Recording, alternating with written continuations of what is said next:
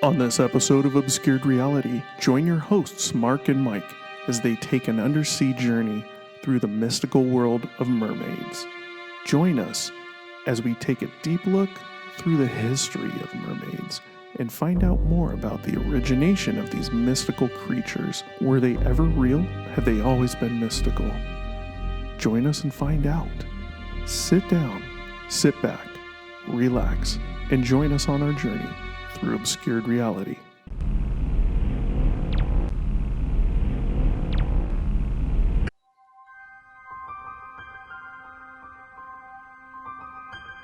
Welcome to another episode of Obscured Reality. Join your hosts, Mark and Mike, as they take you through a journey of the extraordinary, bizarre, and often frightening world of the unknown. Explore topics of the paranormal, UFOs, alien abduction, lost civilizations, mythical monsters, and other unexplained mysteries. Come along with us as we transcend into another dimension of obscured reality.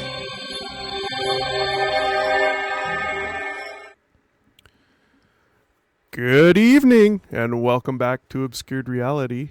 Joining me tonight is your co-host, Mike. Hey everybody, welcome to Obscured Reality. Glad you can make it and join us tonight. We've got an exciting show for you as always. And of course, I'm your host, Mark. We're both here. Brad is MIA tonight. He has some other podcasts to do, I think. No, he doesn't have anything to do. He has other stuff to do, just not this stuff, right? I hope not.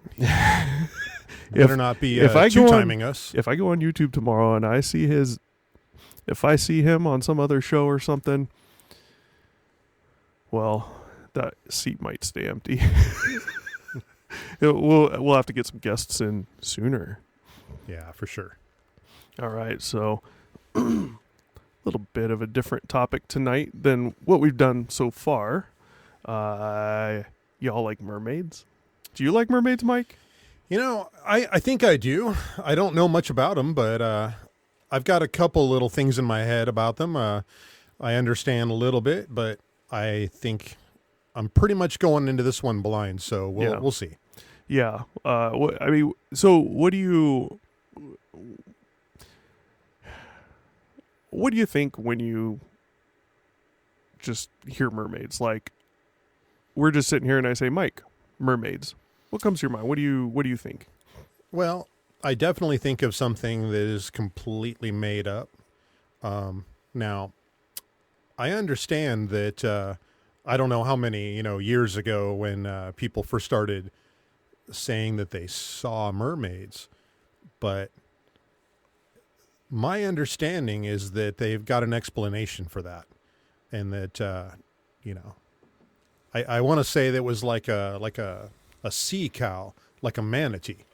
That's kind of what they were seeing. So I don't think that they're like real or anything like that, but I don't know. Okay. So I know when I hear mermaids, I just think kids like mermaids, especially girls. Okay. What do you think? And maybe you've never seen this or heard of it, whatever. But what if you're just out and about around town and you see two females walking by and they're just mermaids, talking about mermaids? Or, some people are like, there's like some whole, I haven't looked into this, but there's some whole mermaid thing. They're like, I'm a mermaid or whatever. I don't know what it means. I would kind of find that a little odd. Yeah. Yeah. I knew someone once for a brief second. Have you ever heard of bronies? It's like sounds familiar. Like middle-aged people, like men who like My Little Pony. I would almost, it's a whole nother topic. And there's like this whole underground culture of 30 and 40-year-old guys that, have their whole rooms just plastered with posters of My Little Pony. They dress up in like cosplay and, it's kind of weird. Do not let them around your kids. Yeah, for sure. And so I think if I saw like adult females walking around talking about mermaids and stuff. I mean, it's one thing. Like we're doing right now, but male. Well, we're doing it discussing a topic. We're not walking around town talking about mermaids now. Now, if you're like a performer and you work at, say, some one of those hotels in Vegas, I want to say it's I want to see a mermaid in there with the fish. Yeah, I want to say is it Treasure Island that had the show, and I wanted to say another term for a mermaid was sirens, and they had like the siren show outside with the pirate ship and all that, and there was mermaids involved with that, I believe. Something like that. I gotcha. Now, if you're a performer, or if you're into that kind of thing, like as an act, I think that's good. That's kind of cool. Or if we're talking about like in the movies, like that movie Splash, that had the mermaid. What was the? I don't know. I think it was Tom Hanks and I forget the actress that played the mermaid. Okay. Yeah, I knew someone for a brief second that was like, I'm a mermaid, I want to be a mermaid, or something like that, like on her Facebook, some weird stuff like that. And I was just like, I heard her mention something about mermaids once or twice, and I was just like, you're weird. Like, what does this even mean? Come on, let's get real. I mean, saying I want to be a mermaid is like, saying I want to be a centaur. I'm going to be yes, when you're 5 years old. Yeah, not when you're in your 30s. Like half man, half horse. I mean, they always like to say, half horse from the waist down. I get that. But I just prefer to be a horse from the waist down to the thighs. Yeah, that's funny. Good. There was a guy at my work, and he used to. He was self-proclaimed, of course. He used to call himself Centaur, and every time he would walk by, everybody would make the noise of a horse. And I worked with a guy that he later quit or got laid off. He had a weird look to him, and it wasn't that he was weird looking. He kind of made sure his facial hair was a certain way, like a pointy beard type deal. So he had a distinct, I guess I should say a distinct look, and it was very short. And I found out later on that he does all that cosplay stuff, and I guess he's really into it. While he was working there, he legally changed his name. I don't remember what the last name was, but the first name he had it changed to was Vesuvius. And anybody out there, if you're listening, if you do cosplay, I'm sure you'll know who the hell that is. Possibly not you, because you're not out there. Right. But if you do, comment. Let me know. I haven't looked it up, but maybe we might have to do an episode on what you mentioned, the bromance, or what'd you call it, bronies? Bronies. We might have to do something like that, because that's kind of obscure. Yeah, it's very it's weird. I'd like to learn more. Yeah. It will definitely make you cringe when you see these people. Yeah. Okay, well, tonight's mermaids. All right. I know nothing about them other than kids and little girls like them.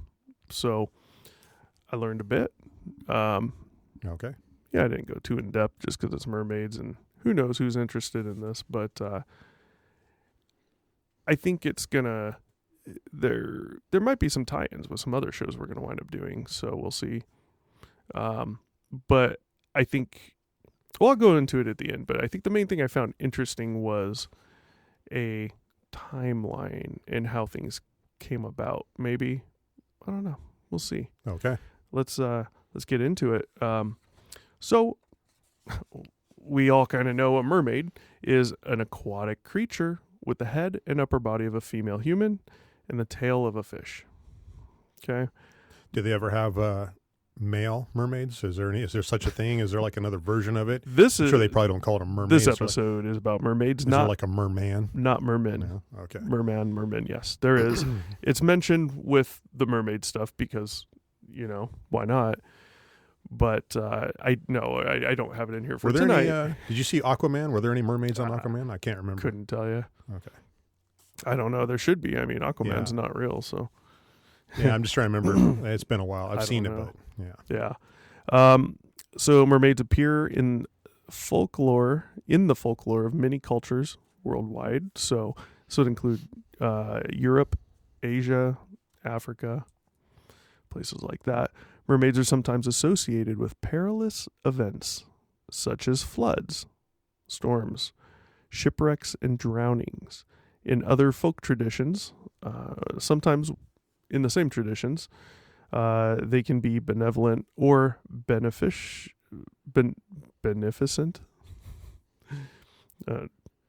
I mean, I've heard the word before. I don't know why I'm having a hard time pronouncing it. Bestowing boons. I don't know what a boon is. Or falling in love with humans. The male. Okay. Yeah, it was in here. Okay. I forgot. The male equivalent of the mermaid is the merman, also a familiar figure in folklore and heraldry. Although traditions about and sightings of mermen are less common than mermaids, they're generally assumed to coexist with their female counterparts. The male and the female collectively are sometimes referred to as merfolk. I don't know why that's really that funny, but no, so it's an odd name for it's strange that we actually came up with names for all this stuff that is completely made up. When you say we, you are not including I. No, I'm talking about we as like humans, and I know this was probably done like hundreds of years ago. When what's the timeline are we looking at? Did you say? We'll get there. Okay, I'm assuming this is probably like 200-300 years ago. Most of these sightings and stuff. No. Yeah. Oh no. Oh, more? No, you're recent. Yeah. No, Okay. way farther back. But let me finish that sentence. Sometimes referred to as merfolk or mer people. I mean, it's so simple. It's funny. Like, you see a bunch of people, you're like, hey, folks, merfolk. Look, it's a group of people. It's a group of mer people. I mean, it makes sense. Sure. It's super simple, and that is why it's just funny to me, I guess. Yeah, that's definitely probably other reasons, but sounds like a 10-year-old came up with the names for them, but maybe, yeah. So the Western concept of mermaids is they're as beautiful, seductive singers, may have been influenced by the sirens of Greek mythology, which were originally half bird-like. But came to be pictured as half fish-like in the Christian era. Historical accounts of mermaids, such as those reported by Christopher Columbus during his exploration of the Caribbean, keep that name in mind, I think, Christopher Columbus, may have been sightings of manatees or similar aquatic mammals. While there's no evidence that mermaids exist outside folklore, reports of mermaid sightings continue to the present day. Now, that whole part, Christopher Columbus, we'll get back into that later, I think. But,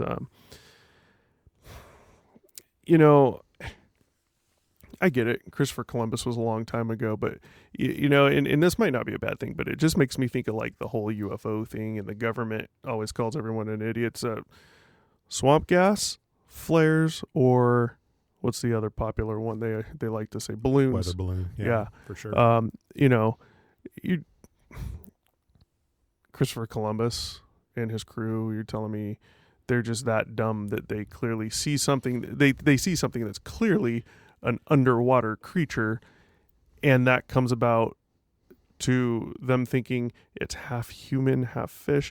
I'm sure they're not stupid people. Well, I always heard that, back in those days, that they really didn't have a good understanding of marine life the way we do today. I'm sure they didn't. Yeah, quite a bit of their marine life was pretty much undiscovered at that point. So I don't see them bringing that about as it's half fish and half human though.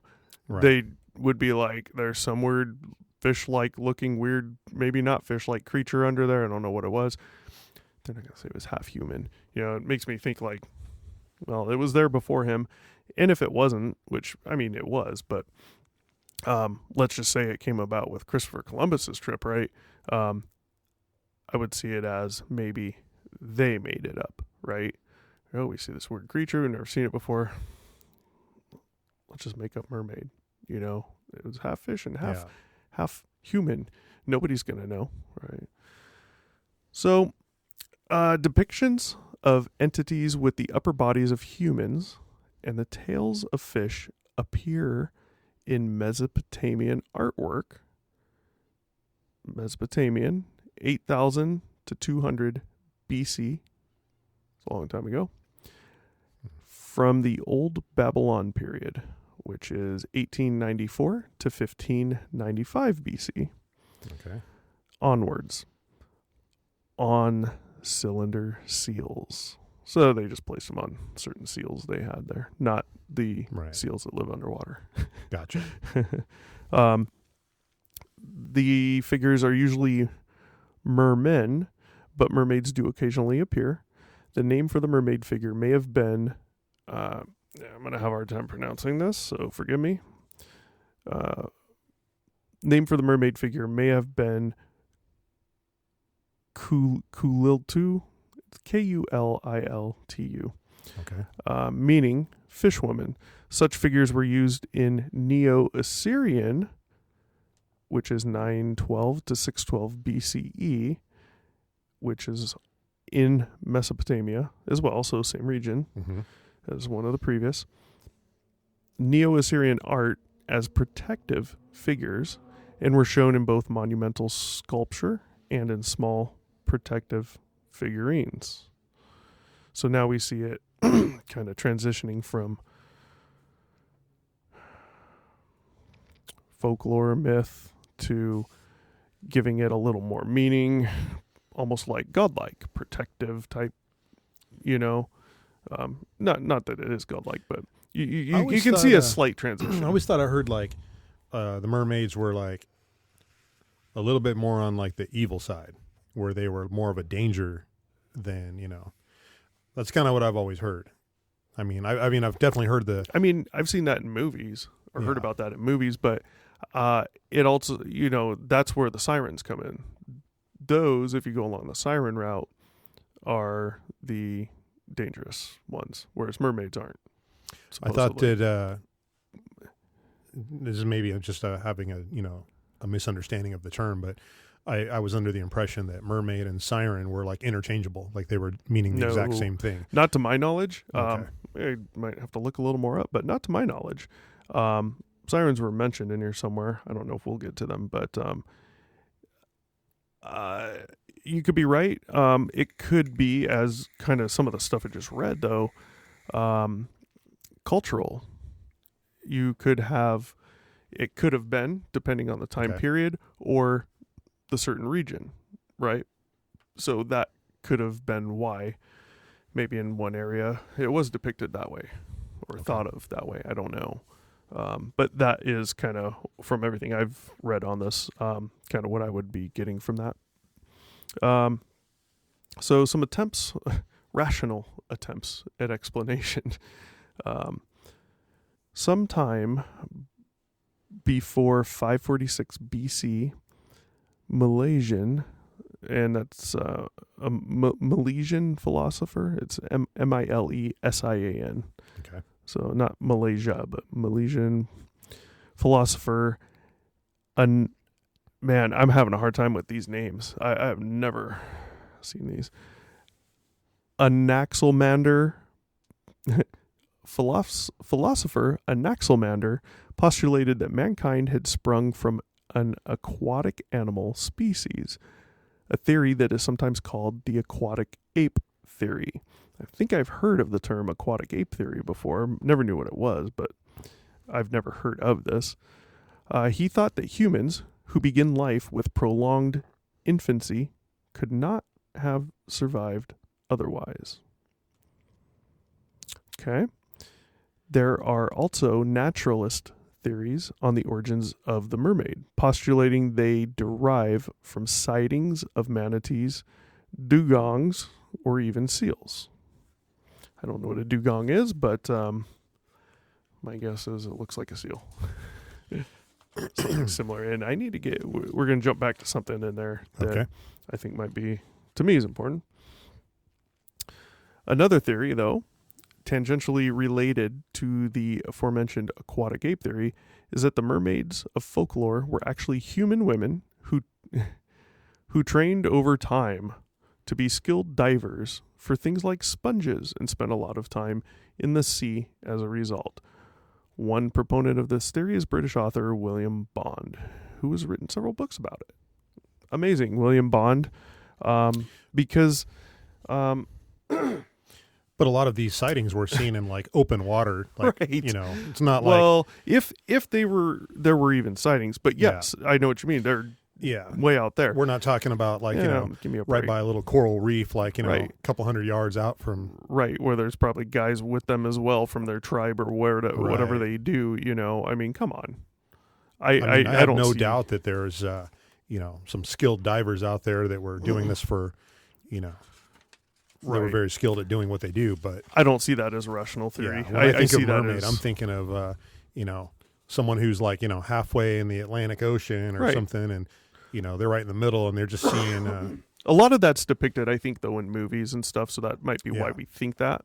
But I find that very hard to believe. I mean, they're good swimmers, but you stand out there for 20 minutes, she's going to swim back. I mean, if you just see this thing and you don't know what it is and you think it's a half human, half fish, you're not going to see it and go, oh, wow, and then leave. You're going to stay there and watch this thing till it disappears. Now, us, knowing that it would have been human in that particular instance, we know they wouldn't have stayed under for long. So the person would have stayed there and watched and be like, what the hell is this? It's hanging around, dives under, but comes back up quick. Eventually, she's coming back to shore and they'll know, it's So- not half fish. From the, I don't know if you know, and I don't know the answer to this, but from like the folklore and stuff, does a mermaid breathe air and have gills for water? I saw no mention of any of it. Okay. I mean, I've never seen them depicted that way. However, right? Yeah. I've never seen them depicted with gills. But then again, plenty of time you see it where they're just, underwater forever, Right. for the longest periods of time, which you obviously can't do. We don't have the lung capacity, something the size of a mermaid, right? Wouldn't have the lung capacity to breathe for that long. So,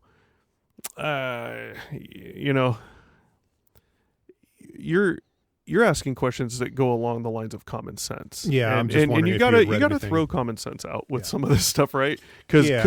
if you put common sense in there, then we never would have had things such as mermaids. It's like, maybe Probably. they're closer to like a dolphin where it's just, able to hold its breath for many minutes on time, and Yeah. I don't know. But just wondering if you had read anything because No. I didn't come across anything. No. I just, I only had a few minutes spare time to kind of, look into some of this Mhm. stuff today, knowing we were going to be talking about Yeah. this, but I really didn't have too much time. Well, so I want to get back to I think it's the aquatic ape theory real quick. And again, I don't know much about that, but so this is that philosopher, this Anaximander, that said he thought that mankind had sprung from an aquatic animal species. He said that he thought that humans who begin life with prolonged infancy could not have survived otherwise. And the reason I want to jump back to that real quick is because immediately I thought, and I don't know that this even has to do with mermaids, but I can't take you and dump you in a tank of water and lock it up because you're going to die, right? Correct. You cannot breathe underwater. You can't breathe under liquid. You need air. You need oxygen. You don't have a way to filter the oxygen out of the liquid.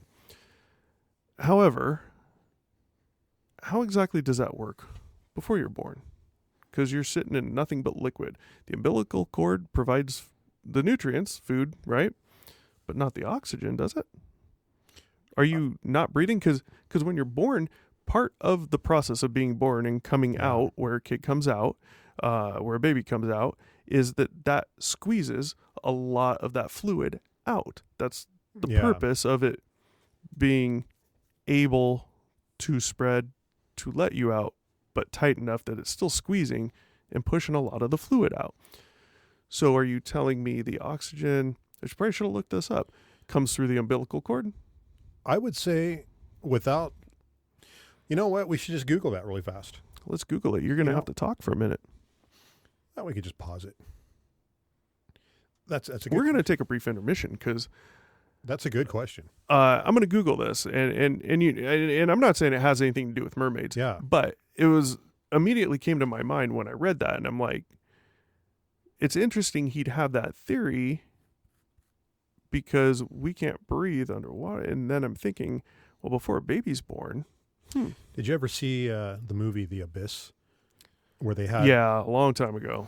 So they had this liquid that was, I think it was like a very, very high in oxygen, and once you take that liquid into your lungs, it would give you the ability to breathe underwater. Right. I remember that being like a torturous process for them or something. It was a long time ago when I saw it. Yeah, it was a little bit difficult for them to when they first breathed it in, because they had to get used to it.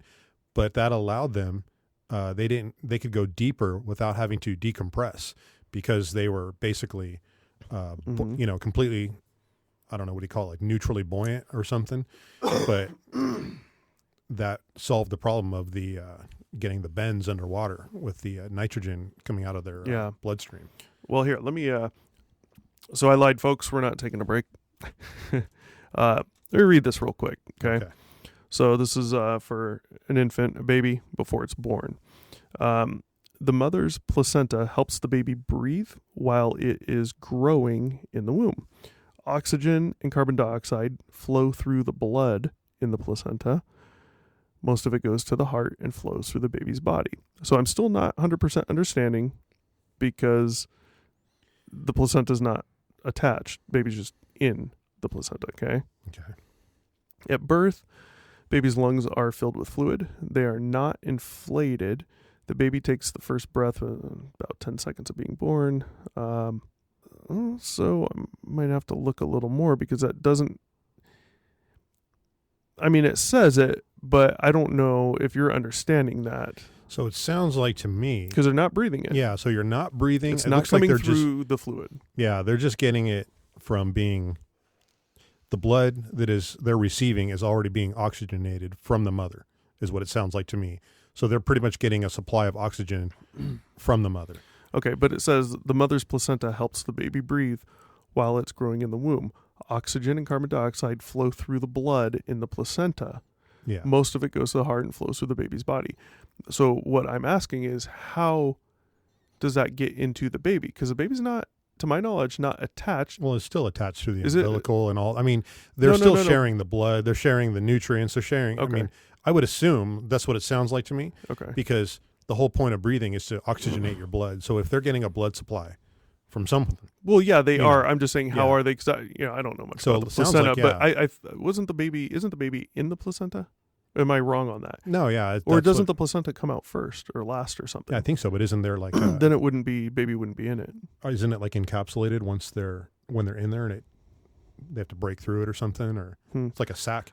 It is, but I thought the baby was in it, but then now that I think about it, the baby doesn't come out in it. I think it comes out like first or after the baby. So I'm still confused on that. However, it answers the question.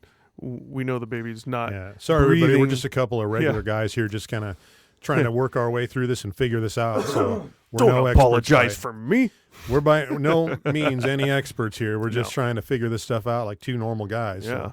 So I mean, it does answer my question, though. Yeah. Now we know the baby's not breathing the fluid. Okay. Yeah. So they're just receiving a supply of oxygenated blood. Yeah. So kind of goes against what I was thinking on this, which is good. Yeah. So, we see it come up through different cultures. We have, Mesopotamia, Babylon period, Neo-Assyrian, a few different periods. And we see, at least to me, kind of a transition from mythical and not real, but kind of maybe cool to... I'm going to say godlike, but I think that's the wrong term to use. Not quite godlike, but like I said, they're depicted as like protective figures, So it kind of goes into the religion, I think, a little bit. If they're looked at as protective figures, I mean, that's probably going to be religious. There's nothing in there about religion. There was a lot of stuff I skipped. I didn't want in there just because I didn't think it really mattered too much. But It's interesting, and I I don't fall for I say fall for as if someone's lying, not saying that anyone is, but I don't go with the whole mistaking a manatee or a seal for something that's half fish-like and half human. Yeah, I I don't kind see of that. think that what ended up happening was they probably saw something, and it may have been a manatee. It may not have been. But I think they didn't know what they were looking at, and instead came up with this really cool story to tell everybody, because they knew they were out there in the middle of this ocean. They're doing their exploring thing. They're trying to find new lands, whatever it is they're doing. Maybe they're just out fishing, whatever it may be. But it's a lot cooler to come back with a good story than to be like, yeah, we saw, It is, but nowadays it is, right? People are really heavily into drama. But back then, I always look at these older times as people are being way more serious. You also have different cultures and different time periods where there's a lot of death. The ruling parties are just like ridiculously strict, so people are just serious. And you have to think too that as some of these stories were going around, people are probably going out on these boats or ships, if you will, expecting and hoping to see one, and in their mind they're just like, God, I really hope I see one of these things. I've been hearing stories for years and I've never seen one. And they might just be tricking themselves into seeing it, seeing something, and they're just like, that's it. The same way that maybe someone might really want to see a UFO today, Right. And you might have something that you see that is easily explained, but in your mind you really want to see it. Mm-hmm. It's on your mind. You're thinking about seeing it, and it tricks you into believing that. Makes perfect sense. So I think there's that possibility as well. Yeah. So they might have came back 100% telling their truthful version of what they saw, but their mind, saw what it wanted to see. Right. Yeah. Well, I mean, either way, without a doubt, the idea of mermaids came around a super long time ago, and it's been strong enough to stick around till today. Still here, still going. I mean, it's a great story. People want to be mermaids. It makes for good, TVs or TV shows or movies if you're into that. But as they say, I think in the UFO UAP world, with conspiracy theories, there's always a grain of truth in there somewhere, which is where it started. Someone probably saw something and had no clue what it was. On that note, I mean, seeing something and not knowing what the hell it is. There's a fish. God, I keep forgetting the name of it. It's this super ugly, nasty fish with these, if I recall, these like gangly looking teeth, like it needs dentures or something. And this fish has a lure that it can make glow on and off however it wants, and it retracts, like brings it back, and then brings it forward. I don't know what it's called, but I completely have the picture in my mind. I know exactly what fish you're talking about. I mean, looks like it came from another planet. When you want to talk about evolution versus creation, and when I say creation, I'm not referring to religion. I'm talking about simulation type of creation. I'm talking about planted here by something else type of creation. How do you see something like a fish evolving to grow a damn lure on its back that it can swing out when it wants in front of its face and make this thing glow whenever? How does one fish evolve into that?